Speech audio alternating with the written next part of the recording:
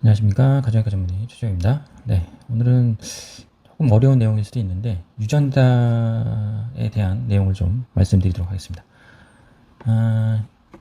이게 비만 유전자를 들어보신 적이 있는지 모르겠어요. 그래서 우리가 이제 선천적으로 이제 태어나서 이게 물려받은 것들 있죠. 유전.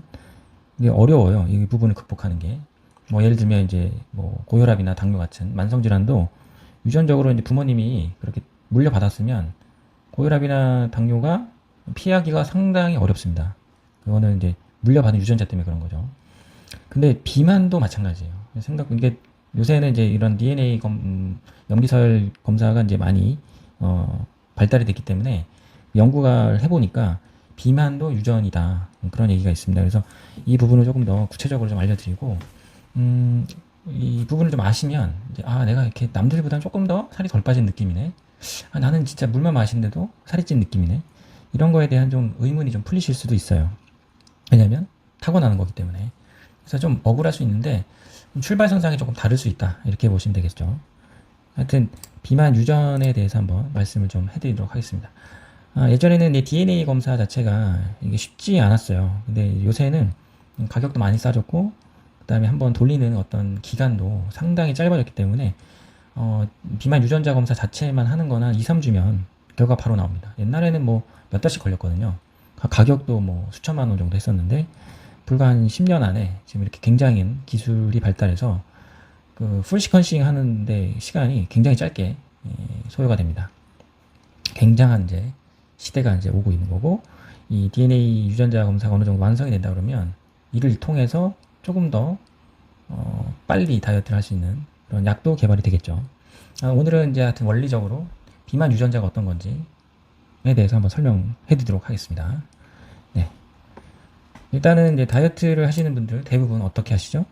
칼로리 줄이고 운동을 늘리고, 그래서 칼로리 소비를 일으켜서 체중이 빠지겠다, 이렇게 생각하시겠죠? 덜 먹고 운동하고 헬스장 가고 다이어트 보조식품 인터넷 사고, 그죠? 그 다음에 뭐 운동화도 사고 요가복도 사고 합니다. 근데 결과적으로 어떻습니까? 모두가 다이어트를 성공하진 못하죠. 왜 그럴까요? 똑같은 방법으로 하면 거의 비슷하게 살은 빠져야 되는 거 아닐까요? 근데 그렇지가 않죠. 이게 이제 후천적인 요인만 건드려서 그러신 거거든요. 그래서 선천적인 요인을 조금 보셔야 되는데, 오늘 말씀드리고자 하는 주제가 되겠습니다. 타고난 비만 유전자가 그 역할을 할 수 있다 라고 이제 되어 있고, 이 관련 데이터들이 지금 많이 쌓여 있고, 요새는 뭐 AI 분석 기술도 많이 발달되어 있어서 아마 조만간 조금 더 좋은 어떤 데이터가 나오지 않을까라는 생각이 듭니다. 이게 이제 비만 유전자를 타고난 경우에 살이 찌기 전에 미리 생활습관 관리를 하는 방법도 있을 수가 있어요. 나는 분명히 살이 찔 수밖에 없다, 유전적으로. 그러면 미리 살을 빼는 거죠. 이런 방법도 있을 수가 있는 거죠. 특히 이제 아이들, 소아청소년, 아직 성장이 되지 않았지만 이제 정상 체중인데 앞으로 거의 확률적으로는, 유전적으로는 살이 찔 확률이 있는 아이들은 미리 다이어트를 신경 쓰는 것이 도움이 될 수 있겠다라는 거죠. 아마 나중에는 이게 다이어트에 이제 메인스트림으로 자리 잡을 수도 있을 수도 있겠습니다. 그래서 다이어트는 이제 예전에는 이제 에피제네틱 패턴, 이제 후천적인 요인만 갖고서 이제 건드렸단 말이에요. 이제 후천적으로 내가 뭐 좀 움직임이 적고 많이 먹으니까 스트레스 받아서 그래서 살이 쪘구나. 그래서 이 부분을 조금 건드렸단 말이죠. 그래서 약을 좀 먹고 운동하고 뭐 이랬었단 말이에요. 근데 유전적으로 이제 타고난 것들, 특히 SMP 분석을 통해서 알 수 있다라는 거죠. 그리고 이제 외부 환경 변화도 이제 중요합니다. 그래서 흡연이라든가 운동, 아니면 영양 상태, 이런 것들이 유전학적으로도 영향을 줄 수 있다. 그러니까 선천적인 것과 후천적인 것이 있는데 후천적인 것이 선천적인 것을 건드린다, 이렇게 보시면 돼요. 그래서 이 세 가지 패턴이, 이 세 가지 요인이 결국에는 살을 찌게 할 수 있는 어떤 요인이 될 수 있고, 이 원인을 알게 되면 개인 맞춤형 치료가 가능할 수 있겠다라는 것이 현재의 생각입니다. 아직 구체적으로 나온 건 없어요. 이제 분석만 해주고 그러면 이제 어떻게 해야 되겠다까지만 나와 있지, 정말 맞춤형으로 어떻게 해야 되겠다까지는 조금 애매한 부분은 있습니다. 물론 아직은 할 수는 있겠죠. 가능한 부분도 있습니다. 근데 아직은 이제 아주 정교하고 디테일하게 하는 부분은 아직은 없다, 이렇게 보시면 되겠습니다. 근데 이 부분들이 되게 중요하다, 이렇게 보시면 되고, 자, 조금 지울게요.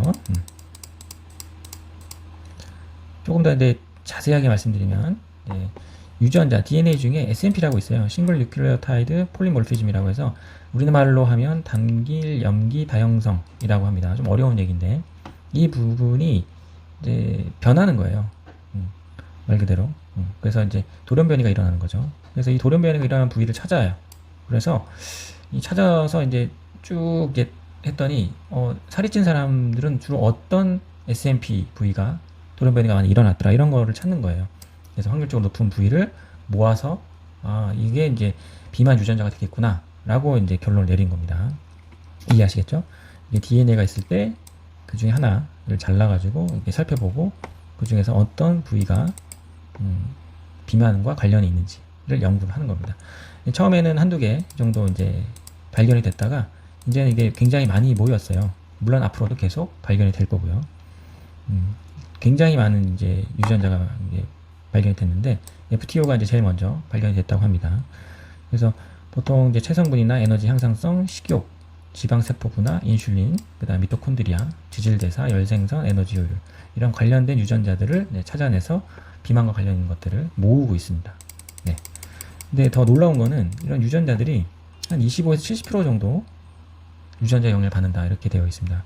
굉장한 퍼센트죠. 그러니까 70kg의 어떤 성인이라 그러면은 한 20에서 50kg 정도는 유전자에서 살이 찔 수 있는 거예요. 이게 유전학적으로 이제 불리한 분들은 정말 힘든 거죠. 다이어트 자체가 아무리 노력해도 안 빠지는 거예요. 나머지 한 50% 정도는. 그러니까 타고난다고 보시면 됩니다. 운동도 보면 타고나는 분들 있죠. 그냥 별 연습 안 했는데 정말 잘하는 분들이 있고 근력 운동 얼마 안 했는데 근육이 너무 쉽게 잘 붙는 분들이 있어요. 이거는 타고나는 겁니다. 비만도 마찬가지로 타고나는 겁니다. 그래서 좀 억울하긴 하죠. 네. 그래서 비만 유전자 관련해서 저 리뷰 논문이 있어요. 그래서 이게 정확하게 모든 SNP를 얘기를 하는 건 아니지만 대부분의 이제 SNP를 소개하고 있습니다. 그래서 이 논문 하나 소개해드리고 이제 마치고자 합니다. 쭉 내리면은 되게 많죠. 셀과 뉴클레어 레귤레이션 하는 유전자가 있고, 푸드 인테이크 섭취하는데 유전자가 있고, 메타볼리즘 관련된 유전자가 있고, 사이토카인과 에디포카인 이런 유전자가 있고, 설모제네틱 프로세스 그러니까 열생산 관련 유전자들이 있습니다. 이런 유전자가 쭉 계속 발견이 되는 거예요. 그래서 요거를 합치는 거죠. 결론적으로는 합쳐가지고 어떤 유전자가 더 퍼센트가 높은지 아니면 비중이 조금 낮은지를 이제 정리를 하는 겁니다. 그래서 수식으로 만들어서 점수화 시킬 수도 있는 거죠. AI가 요새 많이 발달이 됐으니까 AI에 넣어서 실제로 산식을 만들어낼 수도 있는 거죠. 예전에는 이걸 하나씩 다 사람이 일일이 했는데 지금 AI가 이제 쫙 계산해 줄 수도 있겠죠. 그래서 기다리고 있습니다. 이렇게 유전인자, 특히 비만 관련 유전인자들이 하나씩 계속 발견이 되고 있다. 이렇게 보시면 되겠습니다. 뭐 이게 밑에는 이제 하나씩 조금만 간략하게 소개해 드릴게요. 너무 이제 복잡하니까요.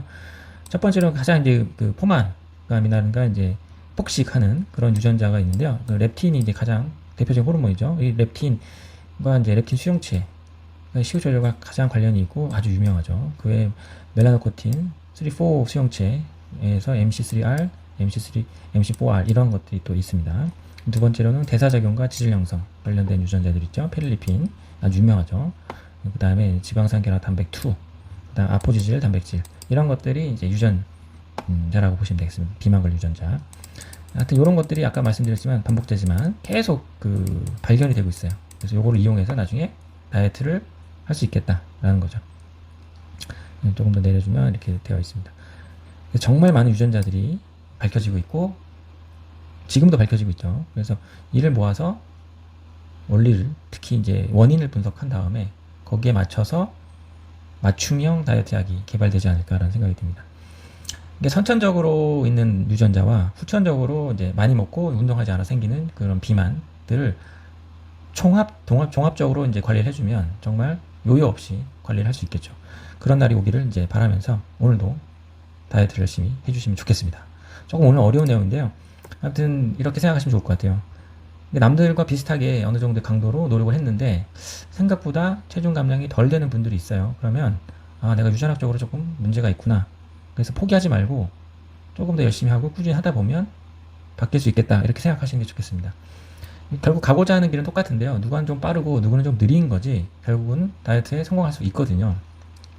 그래서 하다가 난 안 돼 이런 게 아니라 절대 포기하지 마시고, 아 내가 유전학적으로 조금 더 비만에 관련된 사람이구나 이렇게 생각하시고 열심히 해주시면 좋겠습니다. 오늘은 다이어트 관련 유전자에 대해서 설명을 해드렸고요. 이 어느 날 갑자기 정말 다이어트 신약이 나올 수도 있겠다는 생각이 듭니다. 네, 오늘 여기까지 하겠습니다. 감사합니다.